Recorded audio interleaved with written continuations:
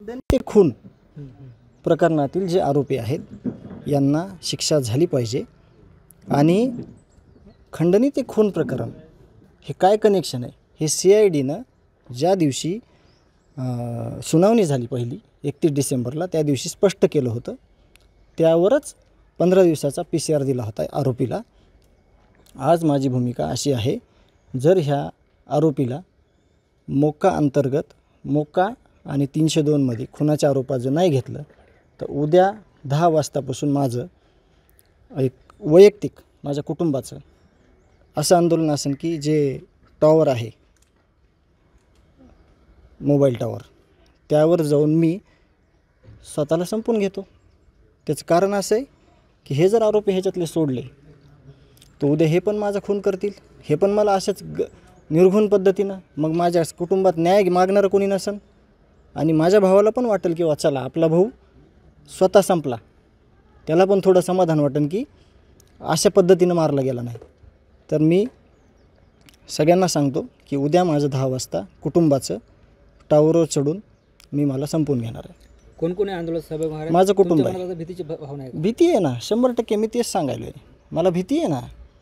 तुम्ही अजून पण लक्षात घ्या, खंडणी ते खून प्रकरण हा गुन्हा खंडणीतूनच झालेला आहे। हे खंडणी मागायलाच आले होते 6 तारखेला। 28 मे पासूनचा हे सगळे माझ्या भावाच्या मृत्यूपर्यंतचा सगळा कालावधी आहे तो खंडणीतूनच घडलेला आहे। तिथं काय हे दुसऱ्या वेगळ्या कामाला आलेले नव्हते। आणि जर मला न्याय भेटत नसेल, मला सगळी माहिती भेटत नसेल, मला सगळ्या ह्याच्यापासून दूर ठेवलं जात असेल मला आणि माझ्या कुटुंबाला, तर मी माझा स्वतःचा निर्णय घेतलेला बरा आहे। मी आणि माझं कुटुंबीय आम्ही उद्या हा निर्णय घेतो आहे। मी गांभीर्यपूर्वक सांगतो आहे, माझ्या भावाचं जी गोष्ट झाली ती उद्या परत हे करतील, म्हणून माझी ही भूमिका आहे। मी उद्या 10 वाजता सकाळी माझ्या आंदोलनाला सुरुवात करीन, टॉवरवर जाणार आहे मी आणि मला संपून घेणार आहे। तुमच्या आंदोलनाचं स्वरूप नेमकं कसं असणार आहे? मी टॉवरवर जाणार आणि मला संपून घेणार। मला सगळ्यांपासून ह्या भीती आहे।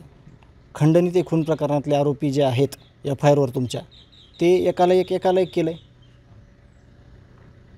7वा आरोपी ऐन टायमाला येतो, 8वा आरोपी, आणि त्याला खून प्रकरणात घेतलं जातं आहे, योग्य केलं आहे।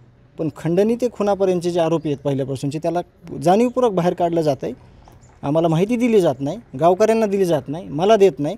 मग मी विश्वास ठेवलेला चुकलो का? मी मुख्यमंत्री साहेबांवर विश्वास ठेवला, कालपर्यंत बोलतो आहे मी की माझा सगळ्यांवर विश्वास आहे। पण यंत्रणा जर आम्हाला सगळी माहिती देत नसेल, कोणाला तरी वाचवण्याचा प्रयत्न करत असेल, तर आमच्या ह्या न्याय मागण्याला मला वाटते काहीच अर्थ नाही।